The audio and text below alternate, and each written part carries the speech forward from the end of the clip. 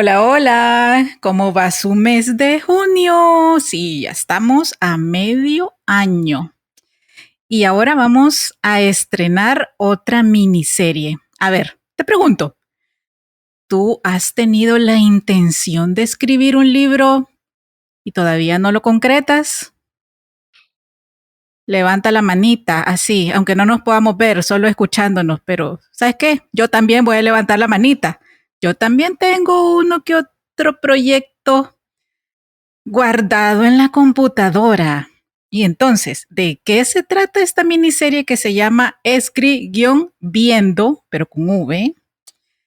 De diversas visiones a través de nuestras inspiradoras en el uso de las palabras y el objetivo en cómo éstas van a tocar y o a transformar a las personas. Y hoy estoy súper emocionada porque estamos estrenando Inspiradora, una mujer impresionante que ya les voy a contar más sobre ella. De verdad, tras bambalinas le decía yo a ella, me ha costado un montón resumir este guión porque ella es como el multiverso, vaya. Hay tanto tema para hablar que seguramente en estos 6 meses que nos quedan, la vamos a volver a invitar. Ella es Ángela Kohler, colombiana, desde Miami. Hola Ángela, bienvenida a Unidos por el Diseño. Qué honor tenerte. El honor es mío, Verónica. Mil y mil gracias de estar en esta miniserie Escribiendo. A ti, a toda tu audiencia, gracias por estar con nosotros y los invitamos para que se queden hasta el final porque va a ser una entrevista y una conversación muy interesante. Sí, definitivamente. Entonces, les cuento, ¿cómo se llama este podcast? ¿Cómo escribir un libro para transformar el mundo? Y ahora les cuento un poquito de la formación y trayectoria de Ángela. Ella es psicóloga, especialista en psicología organizacional, administración y gestión de empresas. También es especialista en dirección, administración y gerencia educativa, máster en liderazgo, administración y gestión de empresas. Es la CEO de Happinar, una comunidad global de aprendizaje, bienestar y felicidad desde la neurociencia. Ahora entienden por qué les digo que ella es como el multiverso. Y me quedé corta. Hay muchísimo más. De verdad, súper interesante tu trayectoria, Ángela. Pero Gracias. cuéntanos en tus palabras, ¿quién es Ángela Kohler?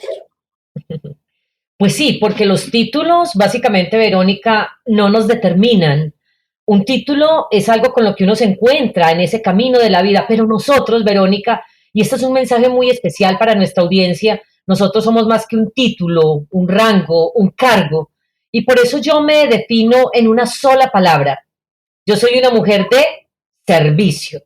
Y eso es lo que a mí me encanta hacer, servirle a la humanidad desde los privilegios que he tenido de ir a universidades, de hacer 3 maestrías, de estar 20 años en el sector público en mi país de origen, que es Colombia. Hoy me defino como una mujer de servicio, porque definitivamente nada de eso que vamos acumulando materialmente a lo largo de nuestra vida no lo vamos a llevar para la siguiente. Así que el saldo de nuestra cuenta aquí realmente no va a importar al otro lado. Lo que va a importar son las buenas acciones, Verónica, que hicimos, como lo que tú estás haciendo a través de este podcast que está llegando a tantas personas y para quienes estos mensajes son tan representativos. Sí, completamente de acuerdo contigo.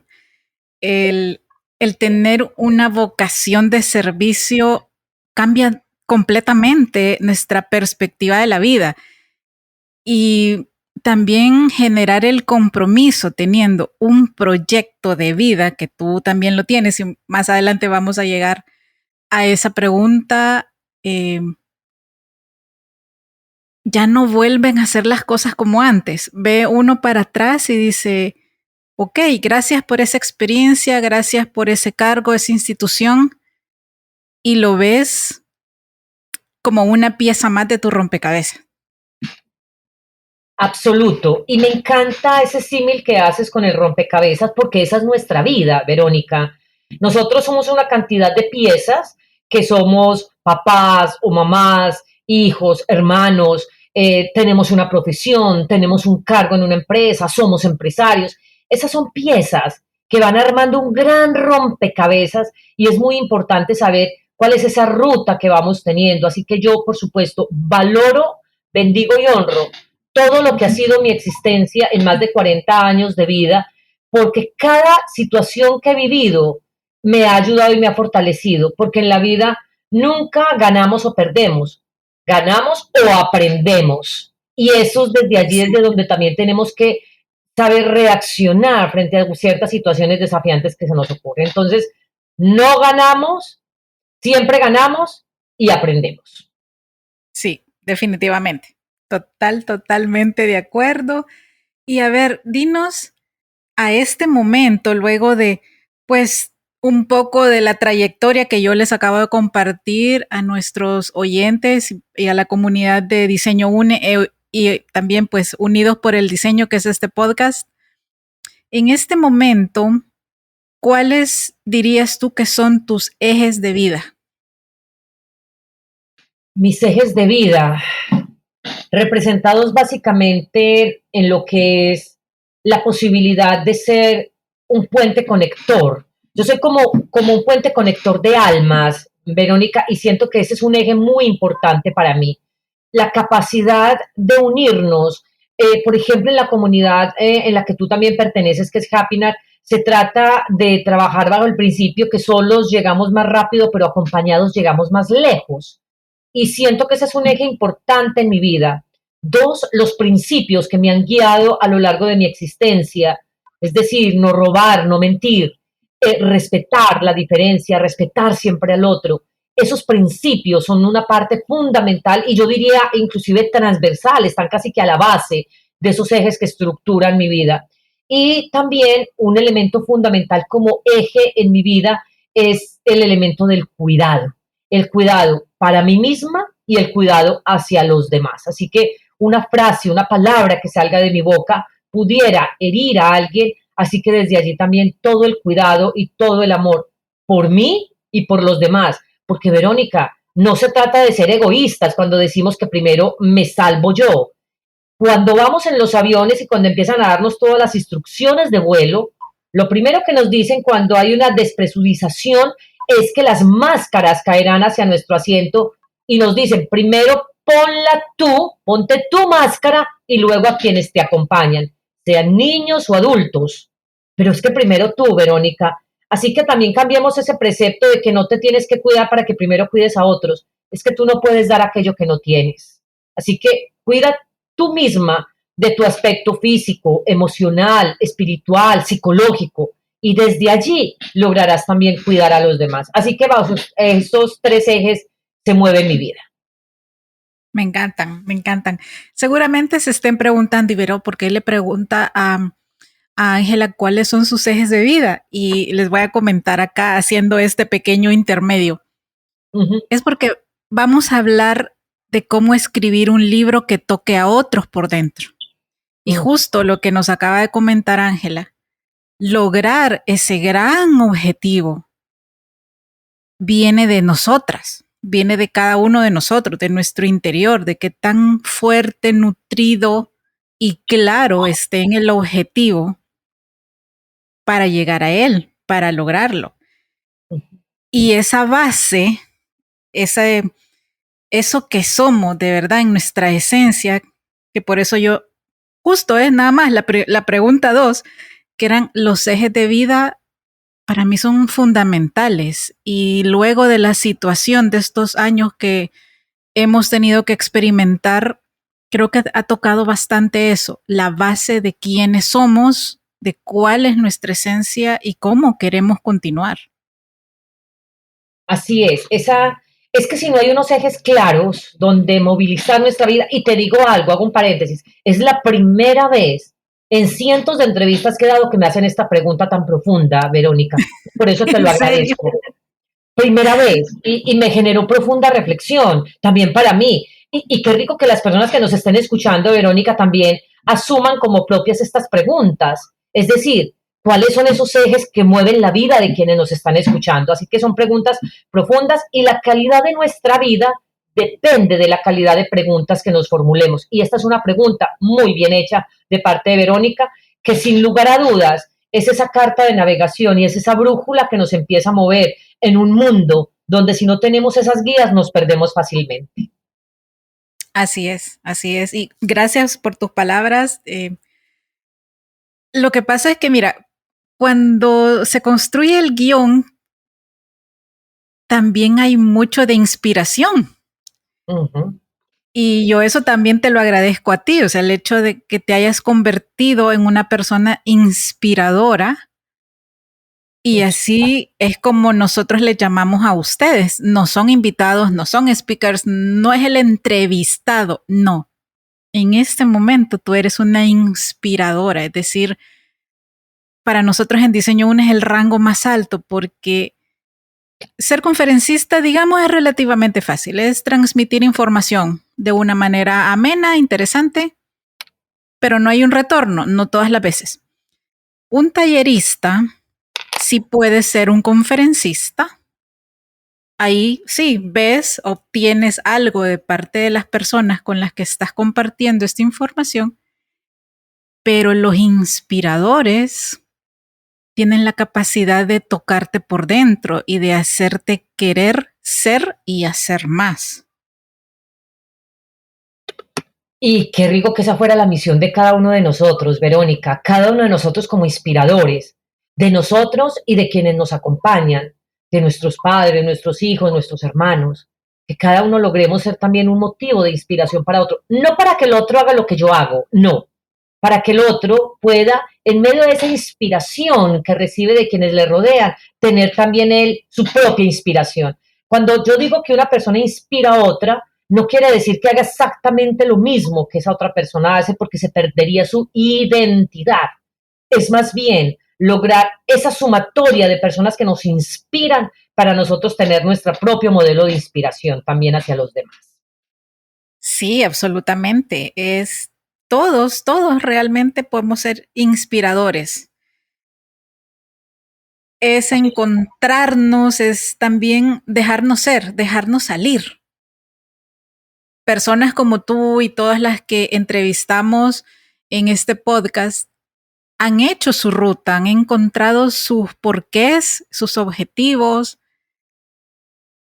y entregan, comparten toda esa magia de lo que ahora son y de lo que también les apasiona hacer. Y por eso es tan importante y por eso también convertimos diversos temas en series para que no se quede solo en un episodio, para que tengan seguimiento y ustedes que nos están escuchando tengan una secuencia más larga de donde puedan nutrir más su mente, sus emociones y todo lo que ustedes son como personas. Así es, y de eso se tratan estos espacios, que con seguridad nos están escuchando en un lugar relajado, tranquilo, quizás preparando una comida favorita, quizás allí recostado en su lugar donde suele descansar. Así que qué interesante también estos espacios que nos permiten llegar con tantos mensajes profundos a la audiencia. Sí, sí, gracias. Y gracias por ser parte de él. A ver, cuéntanos, Ángela, una anécdota que haya transformado tu vida en donde en serio dijiste, no hay retorno. A partir de esto, yo ya no soy la misma y que haya cambiado pues tu visión e incluso tu estilo de vida. He tenido varias porque han sido un camino recorrido largo y han sido varios momentos que nosotros los psicólogos llamamos como momentos límites. Evidentemente hubo un momento que me cambió sustancialmente la vida de una Ángela antes de y de una Ángela después de. Y cada uno de nosotros tenemos esos momentos, Verónica, representados en situaciones que nos han marcado profundamente. En mi caso, este acontecimiento ocurrió cuando yo tenía 13 años. Eran los años 80 y en Colombia, donde yo vivo, pues donde yo nací, yo hoy vivo en Estados Unidos, yo nací en un pequeño pueblo encumbrado en una cantidad de montañas bellísimas, hermosas, de unos verdes resplandecientes. Una ciudad pequeña, muy, muy pequeña.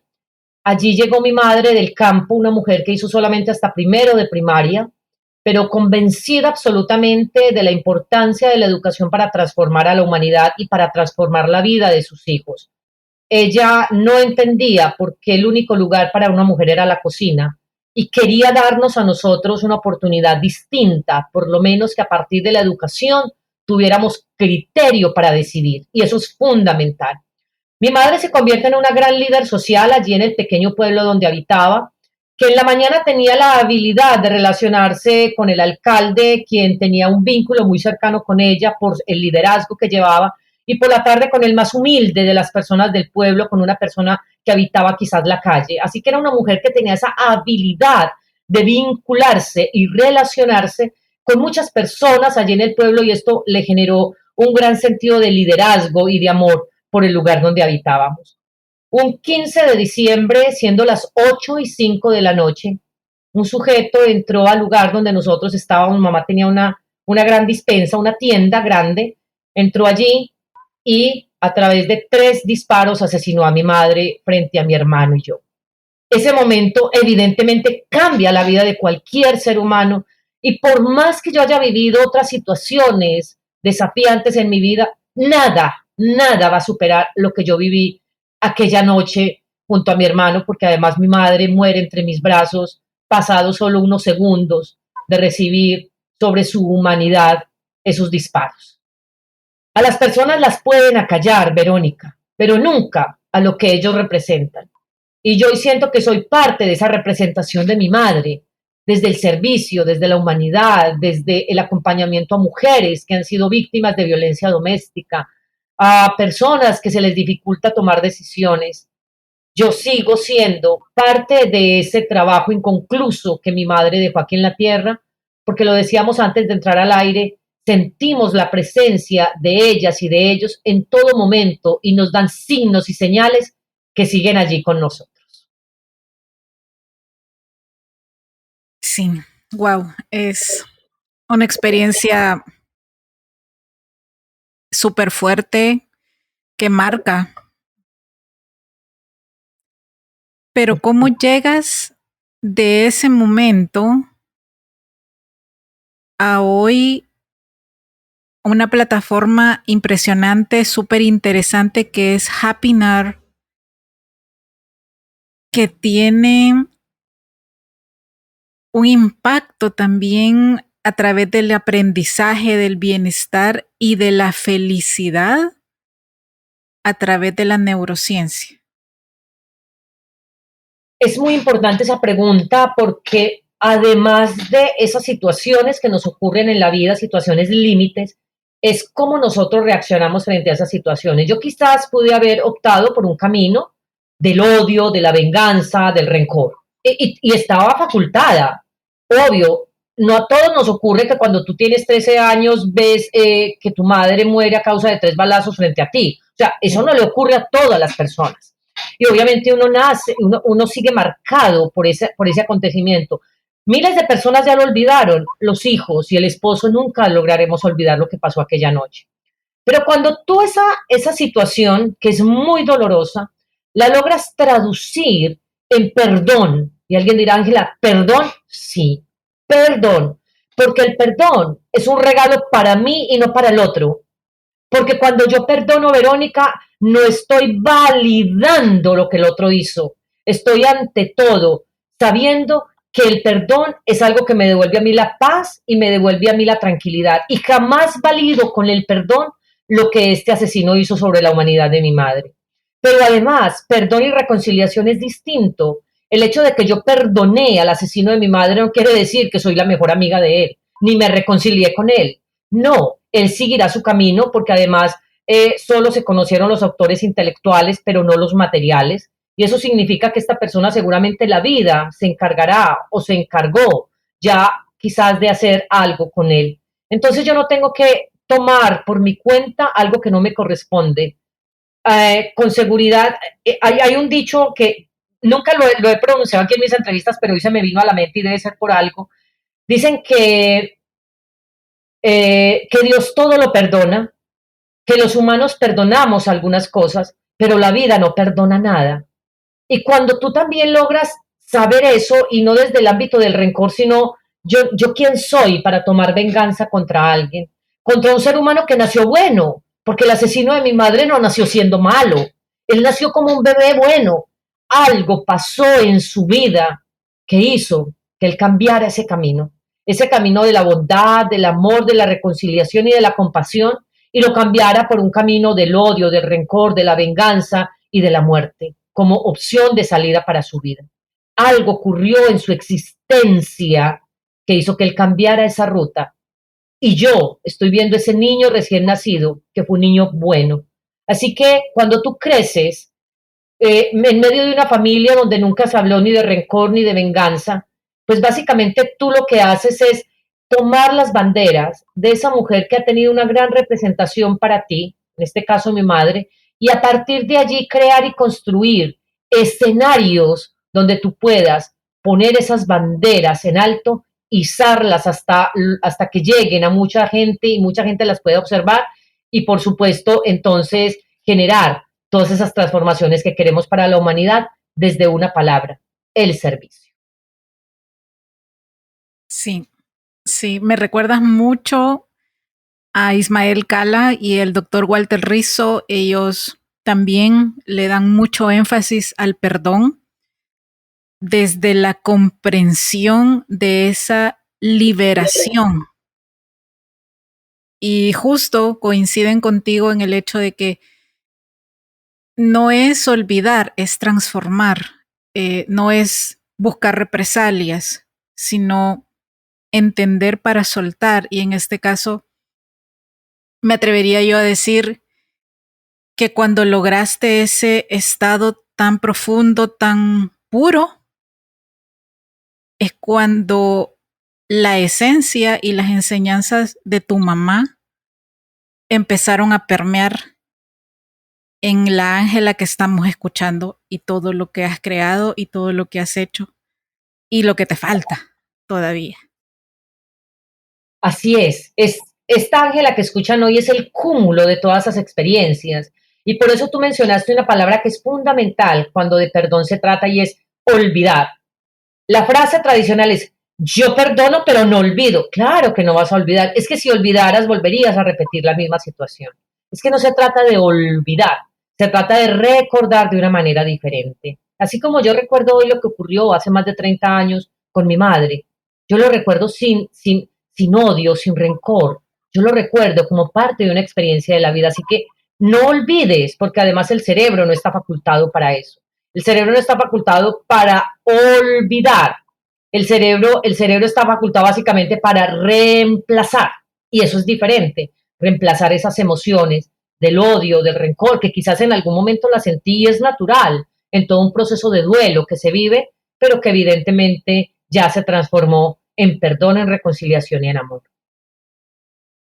Así es, así es. Creo que lo podemos notar todos en tu voz.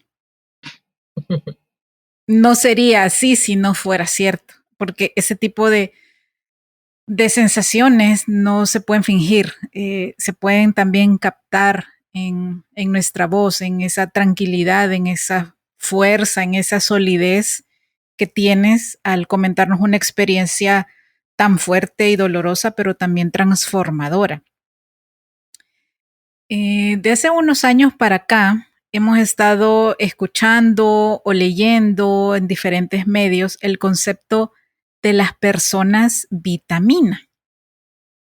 Es decir, personas de nuestro círculo cercano que más allá de contar con ellas, son personas con las que mutuamente nos nutrimos de una forma integral. Lo voy a decir así para hablar en modo tweet, porque también me puedo alargar. ¿Quiénes serían ahora, Ángela, tus 3 personas vitamina y por qué? Esa pregunta es fundamental porque dicen que nosotros somos el resultado de las 5 personas con las que más interactuamos. Y es interesante que la audiencia también se haga esa pregunta, ¿con quién interactúas tú y cuáles son esas personas vitamina? Es decir, esas personas que te impulsan, que te animan, que te mantienen vivo, que te mantienen estable, que te mantienen con salud.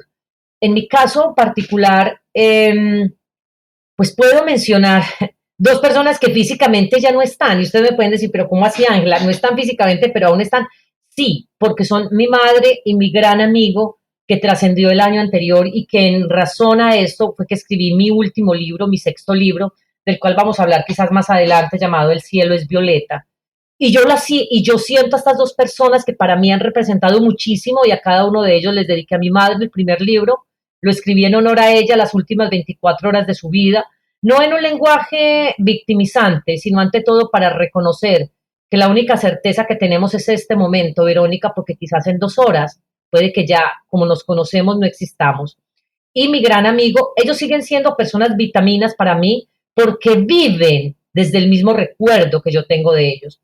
Y también tengo, por ejemplo, a mi socia en la empresa Happinar, que es María Emma. María Emma para mí se convierte en una persona vitamina. Llevamos más de 2 años de camino tomadas de la mano. Y ha sido para mí una experiencia maravillosa, grandísima, genial. He aprendido muchísimo al lado de ella, he crecido muchísimo al lado de ella, porque es una mujer madura, centrada, que me ubica. Porque además, esa persona vitamina no es la que todo el tiempo te está dando palmaditas en la espalda y te está diciendo, qué bien lo haces, qué bien lo haces. No, es ante todo una persona que logra decirte, Ángela, creo que no lo estás haciendo correctamente. Creo que esto que haces podrías ajustarlo y podrías mejorarlo. Esas son las personas vitamina, no aquellas que están aplaudiendo todo el tiempo como un comité. Nosotros lo llamamos el comité de aplausos. No, al contrario, esas personas no te están haciendo bien porque no te permiten crecer, porque no te permiten rediseñar, porque precisamente aquí estamos hablando del diseño UNE, estamos hablando de cómo rediseñamos también esa existencia. Así que esas son mis tres personas, mi madre, mi amigo, que trascendieron ambos, y mi amiga María Emma Martínez. Qué lindo, qué linda, lo voy a decir así, qué linda colección de personas en el corazón. Correcto, en el corazón. Sí, Sí, es la galería del corazón. sí. Bueno, entrando a tu producción literaria, y en serio le digo, me costó llegar a estas preguntas porque había tanto que conversar con Ángela que era fácil que se convirtiera en un cuestionario de 325 preguntas, pero iba a ser una novela de podcast. Sí. Bueno, a este momento cuentas con 6 libros de tu autoría. Nos acabas de adelantar que el primero está dedicado a tu madre, Correcto. pero para hablar más del proceso creativo, o sea, ¿cómo lograste, por un lado, integrar todas esas emociones que son muy fuertes aún ahora para traducirlas a un libro? ¿Cuáles fueron los momentos más difíciles que afrontaste y en qué momento dijiste, ya está? Pues primero decirles que como académica que soy, escribí algunos textos bajo esa característica, muy académicos, libros que están en las dos instituciones donde tuve el privilegio de trabajar en Colombia. Cuando me traslado a este país, jamás se me había pasado por la mente iniciar un proceso de escritura diferente, en una categoría distinta. Fue hasta un momento, la primera vez que hablé sobre esta situación de mi madre, que fue hace apenas 2 años, porque durante 30 años callé sobre esto que ocurrió. De hecho, ni en el SENA ni en el ministerio donde trabajé se dieron cuenta de esa situación porque realmente yo poco hablaba de ello. Y una de las personas que hace parte de nuestra comunidad, que se llama Arturo Villegas, tiene una casa editorial en México y me dijo, Ángela, qué lindo que pudieras compartir tu historia. ¿Cuántas personas quisieran verse reflejada en ella? Yo dije, no, suficiente con haberlo mencionado hoy en una conferencia. Creo que ya no voy a hablar más del tema.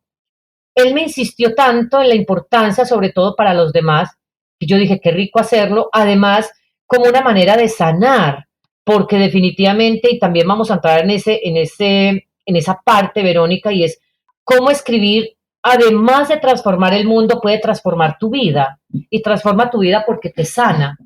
Así que yo mi proceso de duelo lo hice mediante la escritura de ese libro. La primera vez que yo empecé a escribir, no recuerdo haber llorado tanto como ese domingo en la tarde.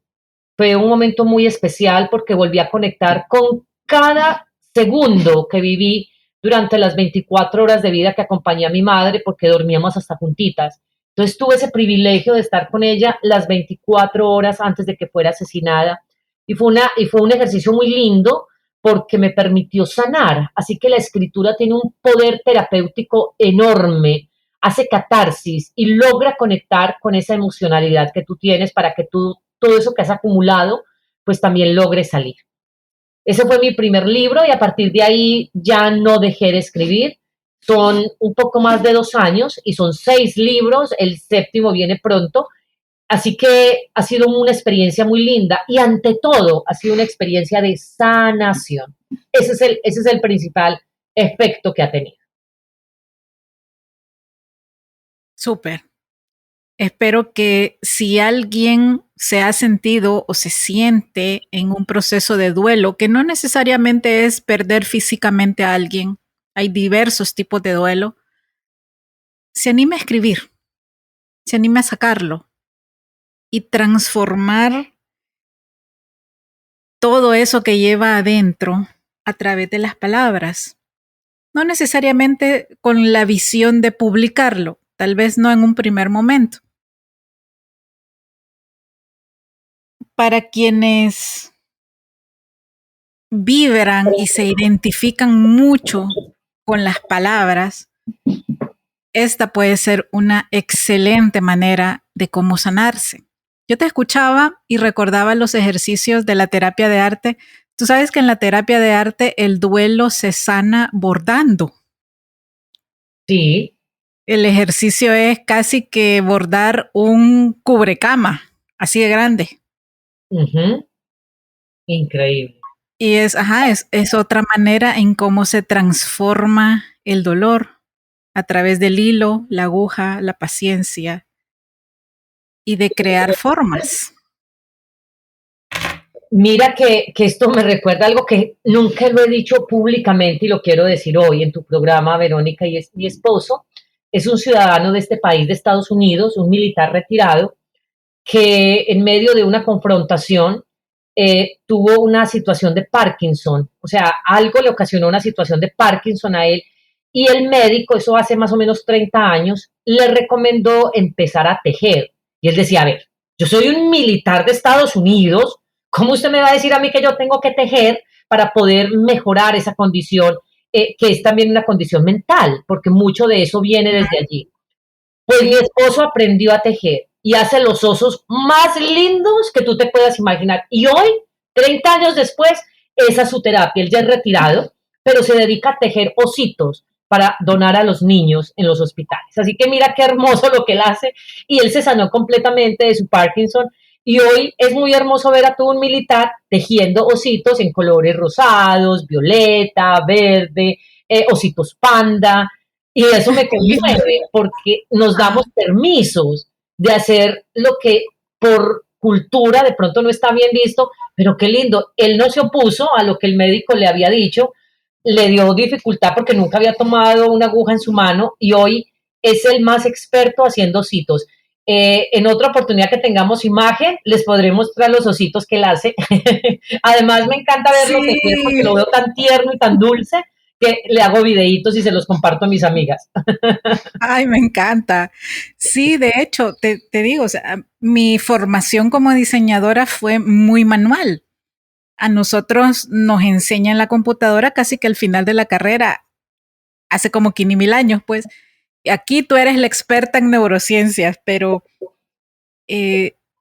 lo que conecta el trabajar con nuestras manos es muy, muy, muy, muy alejado a las conexiones neuronales que las máquinas hacen con nosotros. Entonces, también es bueno que soltemos un poquito la tecnología. Sí, yo soy súper mega fan de la tecnología, se quiere un robotito asistente y todo el rollo, pero dejar de pintar con las manos, jamás. Qué bien. Sí, es no negociable.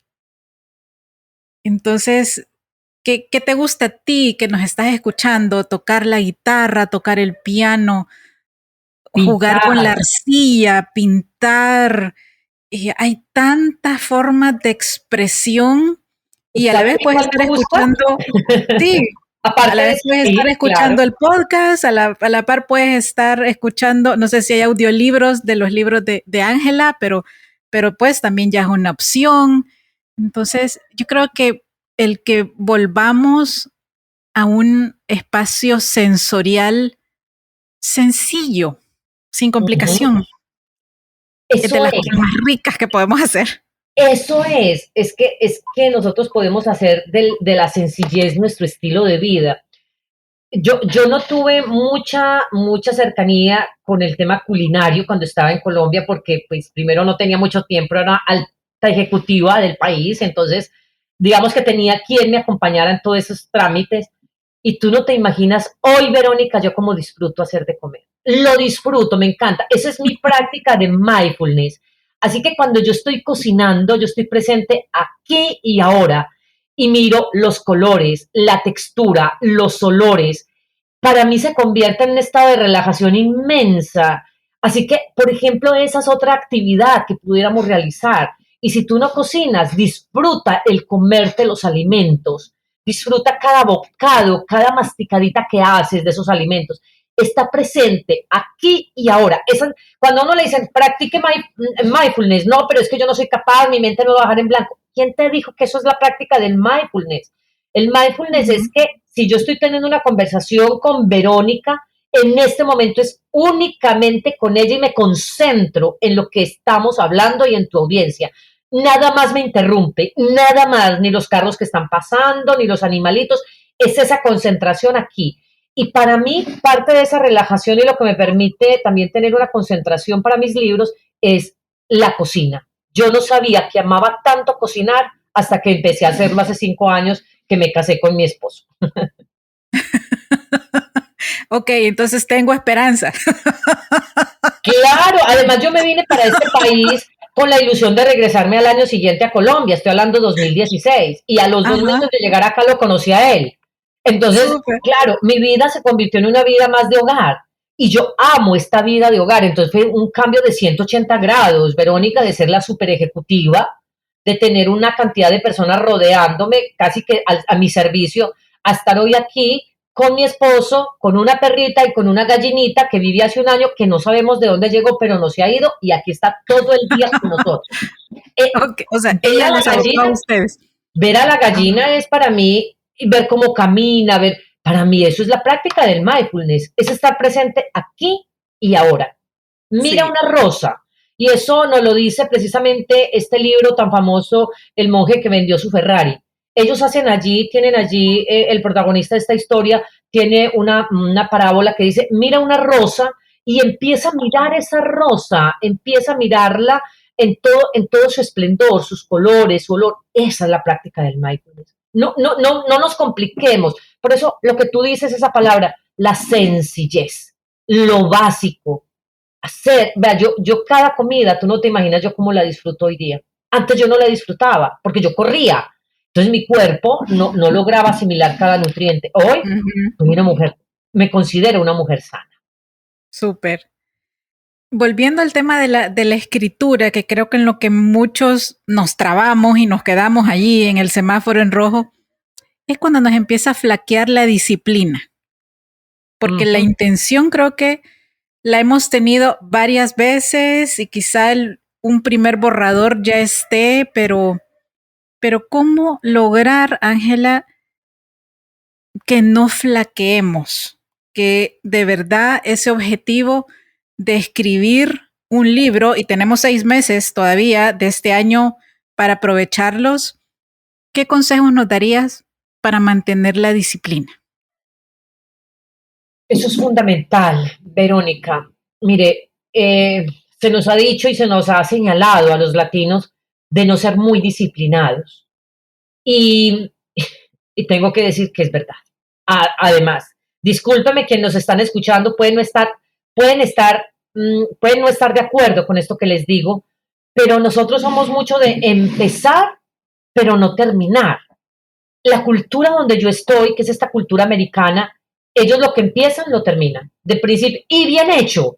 para no tener reprocesos. A nosotros los latinos, y yo entro en esa cultura, yo por supuesto, somos muy de hacer algo y lo volvemos a repetir porque quedó malo y lo volvemos a repetir porque hay que cambiarle. A mí me sorprende, por ejemplo, el hecho de que cuando nosotros compramos un mueble para armar o un electrodoméstico para instalar en la cocina, lo primero que hace mi esposo siempre, que saca el manual de instrucciones, lo lee de principio a fin. Los latinos no tenemos esa habilidad, no tenemos esa, como esa dinámica, como esa cultura. Nosotros vamos armando el mueble y cuando nos sobraron 3 tornillos, es que esto trae instrucciones. Vuelva y desarme y vuelva y empiece. Entonces, eso hay que aprendérselo mucho a estas culturas y yo no estoy diciendo que seamos exactamente iguales a ellos porque tenemos una idiosincrasia distinta, pero lo que sí digo es, esos actos de disciplina tienen que estar acompañados, primero, de un propósito, dos, de algo que te guste hacer. Yo sé que hay muchas cosas en la vida que hacemos que de pronto no nos agradan tanto, pero qué rico eso que estamos queriendo, eso que estamos haciendo, que sea parte de nuestro proyecto de vida. Tres, ponernos unas rutinas. Es decir, yo, por ejemplo, me levanto y cuando estoy escribiendo, tengo que dedicar unos lapsos muy largos de tiempo del día para escribir. Cuatro, involucrar a otras personas cercanas de mi familia o de mis amigos en eso que yo estoy haciendo para que me ayuden. Es decir, cuando yo empiezo a escribir un nuevo libro, a la primera persona que yo le comparto ese ideal es que me acompañe en ese proceso. Ángela, ¿tu esposo te ayuda a escribir? No me ayuda a escribir, pero está pendiente. Ángela, cuéntame cómo avanzaste hoy. ¿Te rindió? ¿Te puedo apoyar en algo? ¿Necesitas algo? O él sabe que cuando le digo, amor, hoy no te voy a preparar el almuerzo porque tengo tanta inspiración que voy a seguir derecho. No te preocupes, yo lo hago. Cuando tú involucras y comprometes a otras personas en tu proyecto, también vas a recibir el apoyo y el acompañamiento. Porque mi esposo no va a entender yo porque me encierro 8 horas del día en una habitación en mi estudio. Él no va a entender si yo no lo involucro, él se va a sentir relegado, él se va a sentir que no lo incorporo dentro de mis proyectos. Así que son esos 3 elementos los que yo les logro entregar este día para que generemos esos actos de disciplina que tanto bien nos van a hacer a nosotros. Excelente. Súper, súper. Cuando ya tienes esta primera obra, este primer borrador o manuscrito listo, ¿cuáles son los primeros pasos para publicar? ¿Tú eres más del libro impreso o del ebook o ambos? Ambos, Verónica, ambos porque yo tengo que también ubicarme en una realidad y es, hay personas para quienes el libro físico, me incluyo, se convierte en un elemento importante para tener en mis manos, para sentir, para señalar, para subrayar, para hacer ciertos elementos que es esa complicidad que tenemos con el texto escrito. Pero también tengo que ser realista. Muchas personas del mundo y sobre todo personas de las nuevas generaciones tienen hoy sus libros en un iPad. Así que ellos no van a comprar libros en físico, ellos lo van a comprar en formato digital. Así que también mis libros están tanto en formato físico como en formato digital, atendiendo precisamente a ese requerimiento externo. Sí, sí, te hacía la pregunta porque pues también, o sea, sí importa la inspiración y todo el proceso creativo que la mayoría conocemos, pero también tiene que haber una visión de comercialización de la obra que ahora pues se está ampliando de una manera interesante porque ya no solo a través de una editorial y los requisitos de la editorial que tiene sus beneficios, pero también sus contras. Y por otro lado también están plataformas como Amazon en donde se puede autopublicar. Cuéntanos cómo ha sido tu experiencia en ese sentido. La experiencia ha sido muy linda, mira, yo además autopublico, es decir, yo no trabajo con ninguna casa editorial. Y es que está ocurriendo esto, Verónica. Las casas editoriales o se reformulan, entran en un proceso de reingeniería o desaparecen. ¿Por qué? Porque ¿cuál es el sentido de publicar con una casa editorial que en últimas va a publicarte en Amazon? Pues para eso lo publico yo. O sea, ¿es eso lo que hace una casa editorial hoy por mí? Pues lo hago yo misma, ¿sí? Así que lo que hace 20 años veíamos como el gran avance de las casas editoriales y tenía un renombre, pues básicamente hoy esto ya no es tan importante, Verónica, y no es tan representativo. Te lo pongo con este ejemplo. Tú, dime algún autor que para ti sea muy importante y que tú hayas leído y que te Deepak guste Chopra. leer. Deepak Deepak Chopra. Chopra. Perfecto. ¿Tú sabes cuál es la casa editorial de Deepak Chopra? Pues si no la tiene ya él dentro de su plataforma, no No, sé. y está bien, Verónica. No, es que a mí me pasa lo mismo. A mí me pasa lo mismo. Ángela, uno de tus autores, Gabo, el Nobel de Literatura en Colombia. Ángela, ¿cuál es la casa editorial de Gabo? No tengo idea, pero es que me gusta es Gabo. A lo que voy, Vero, es que más allá de una casa editorial, nosotros nos conectamos es con el autor. Más allá Ajá. es con el autor, no tanto con la casa editorial. Ya hoy no, hace 30, 50 años tal vez, porque es que Gabo no creció y Deepak Chopra no creció con Amazon. Nosotros sí. Y entonces eso tiene que ir también ajustando el ejercicio de las casas editoriales. Entonces, una casa editorial hoy te publica para ponerlo en Amazon. ¿Y para qué dar ese giro? Pues para eso lo hago yo misma y lo publico en Amazon. Porque la casa editorial no te va a rechazar un texto porque le falte digamos, porque no le tenga sentido o coherencia a un artículo. No, ellos lo que prestan es su nombre, pero en últimas, el que tiene que posicionar el nombre soy yo, Ángela Coller, Gabriel García Márquez, Deepak Chopra. Esos son los nombres que hay que posicionar, no la casa editorial. Entonces, lo mismo que hace la casa editorial, hoy lo hacemos de una manera mucho más práctica. Y volvemos al tema que hablábamos hace un par de minutos, la simplicidad, Verónica, la simplicidad. Yo amo a Amazon, nosotros prácticamente todos los días compramos productos por Amazon. ¿Por qué? Es la empresa de tecnología, una de las más grandes del mundo, con sede acá en Estados Unidos. Y la compra es lo más sencillo, dar clic y listo. Porque es que ¿quién dijo que una empresa grande tiene que complicarse? Antes, al contrario, lo más importante es precisamente ese mensaje sencillo y básico que le damos a las personas. Si una empresa tan grande como Amazon lo hace, ¿cómo no lo vamos a hacer nosotros? Me encanta, me encanta. Sí, yo también soy más de tener entre comillas, el control de lo que va sucediendo con los proyectos, de la índole que sean, en vez de tener tanto intermediario que a veces ni te entienden. Además, la casa editorial te va a decir algo. Nosotros te publicamos tu libro, Verónica, y tú lo promocionas.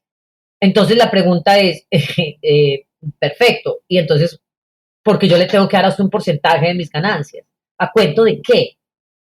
O sea, no hay sentido. Yo realmente hoy no le encuentro mucha lógica a esto. Entonces, pero ese es mi estilo y alguien podrá estar o no de acuerdo precisamente con esto que yo estoy diciendo. Pero hoy tenemos por lo menos esas dos opciones, Verónica. Cuando Gabriel García Márquez publicó Cien años de soledad, no estaba Amazon. Y esto le obligó, por supuesto, a contratar con una casa editorial argentina. Hoy Gabo, con seguridad, estaría publicando sus memorias o sus textos últimos o recientes a través de una autopublicación como es Amazon. Estoy absolutamente segura de eso, si es que las casas editoriales lo soltarían, que lo veo muy difícil por el negocio que eso representa. Sí, recuerdo un masterclass que tiene el doctor Camilo Cruz, que también es autor de más de 25 obras. De él aprendí, bueno, al menos es de su experiencia, pues, que compartió, que las casas editoriales ahora también están haciendo mucho énfasis en la marca personal. Y él como autor lo enfatizaba mucho porque decía, para que una casa editorial te acepte en este momento, tienes que tener ya una comunidad en redes sociales, ser conferencista, dar talleres, tener todo un conjunto de elementos complementarios que a ellos les asegure la venta del libro. Uh-huh. Entonces, ¿por qué no Imagínate. lo haces tú sola? Pues, Verónica, tú te estás dando una razón y le estamos dando una razón a la audiencia muy importante. Es que si tú ya tienes, es que lo más complejo es posicionar un nombre. Esa es la parte más compleja, que yo lo hablo en mi segundo libro, que es el tema de las 10 P's, la P de posicionamiento. Es una de las más complicadas. Si tú ya estás posicionado, pues hazlo tú mismo, porque a ti no te van a comprar por la casa editorial, te van a comprar porque eres tú.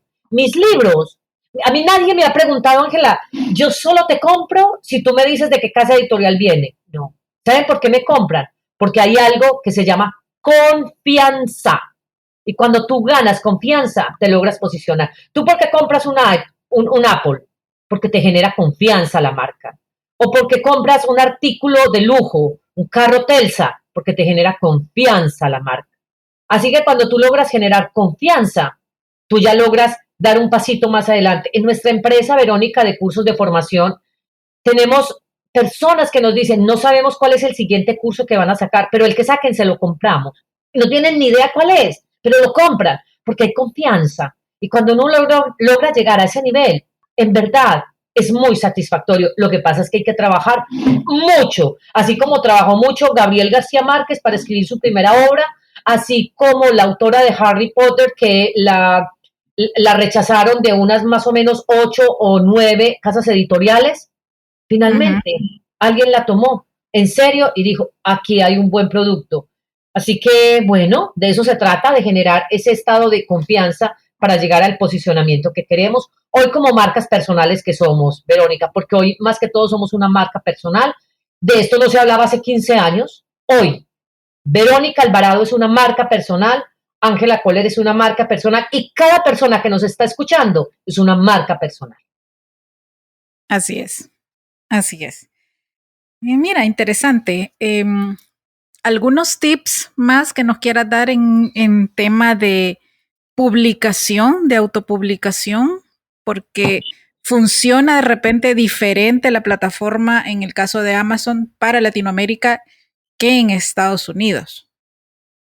Pues yo conozco bastante bien la de Estados Unidos, no conozco si funciona distinto en Latinoamérica, pero lo que a mí me enamora de Amazon es la facilidad.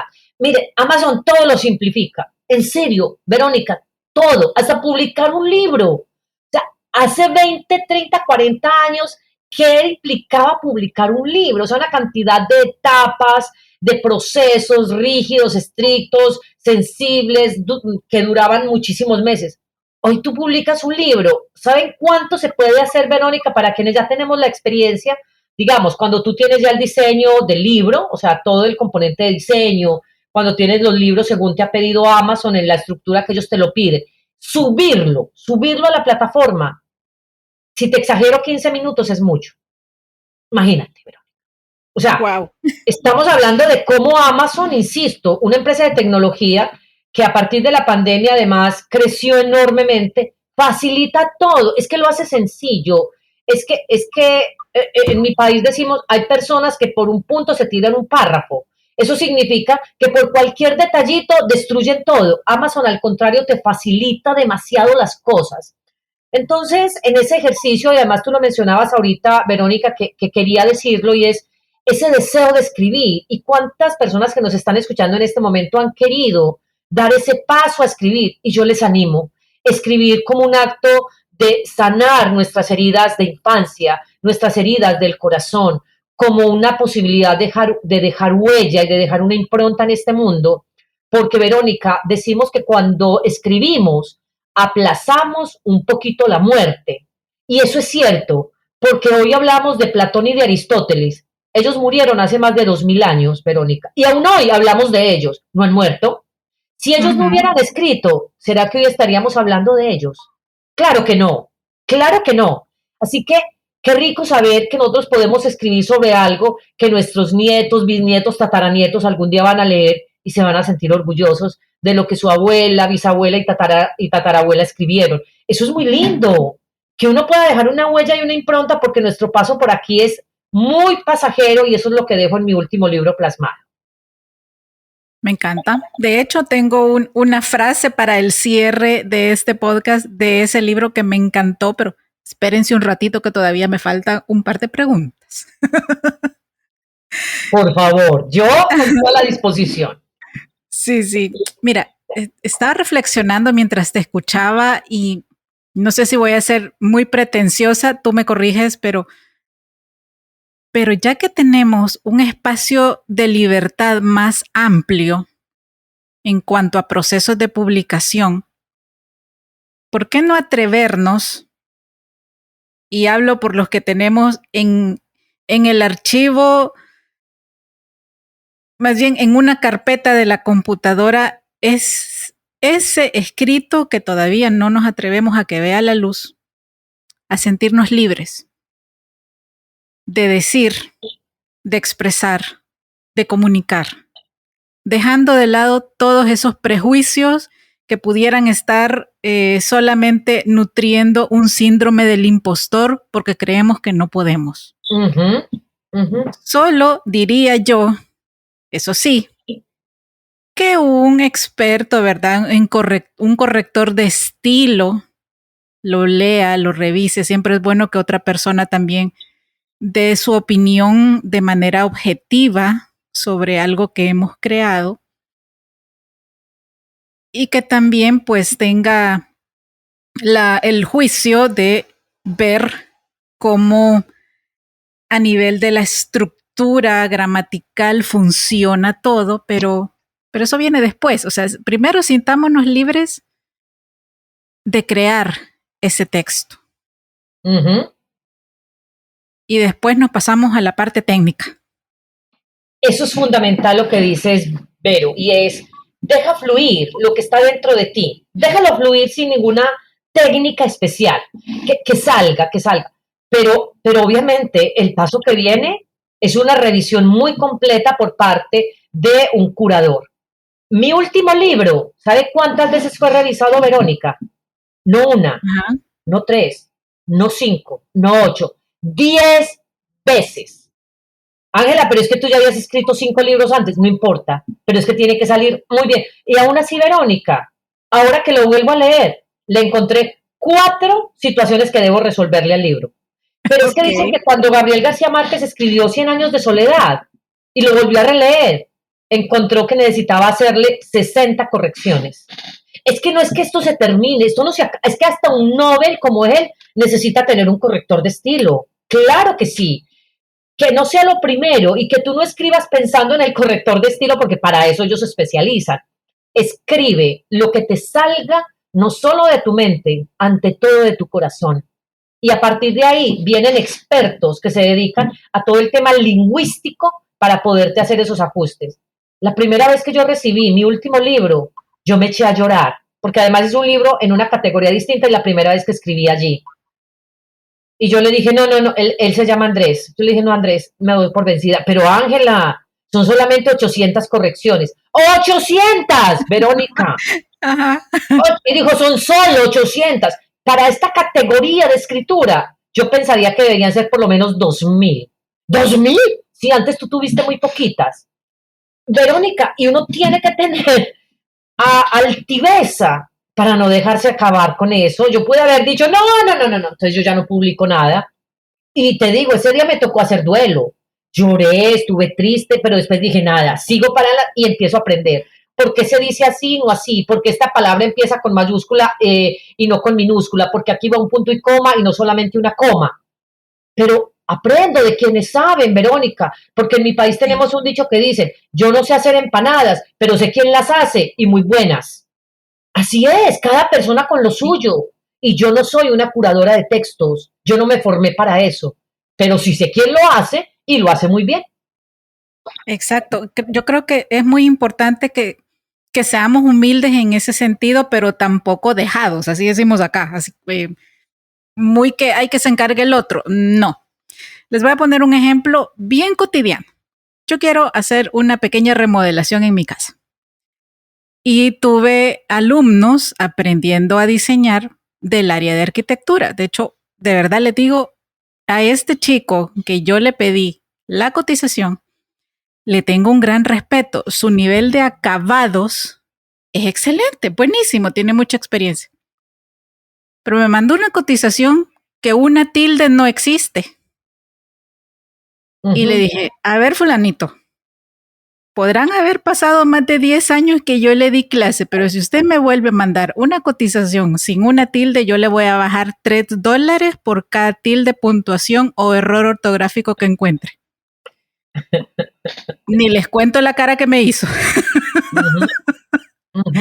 Pero es que en serio, o sea, sí, podrá, o sea, es cierto, no somos expertos curadores de textos, pero hay un mínimo en el que de verdad sí tenemos que poder funcionar con la palabra escrita.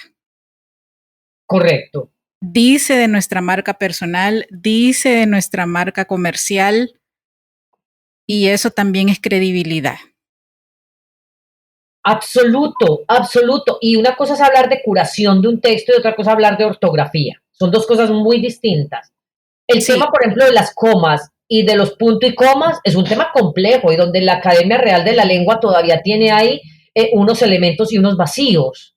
Verónica, son ese tipo de situaciones. No estoy hablando de la B y la V, no estoy hablando de la palabra con la H y sin la H. Eso ya estaría de hecho al otro lado. Es decir, no hablamos de eso, hablamos de un texto que tenga una lingüística y una construcción de frases que sea la que la Real Academia de la Lengua nos dicta. Además, ellos cambian permanentemente sus normas, Verónica. Pues si yo la verdad no tengo tiempo de estar pegada a lo que dice la Real Academia de la Lengua.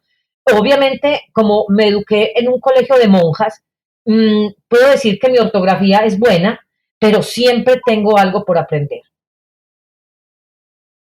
Sí, sí, todos, pero eso, como tú bien lo haces la diferencia, eso no justifica que andemos por la vida escribiendo mal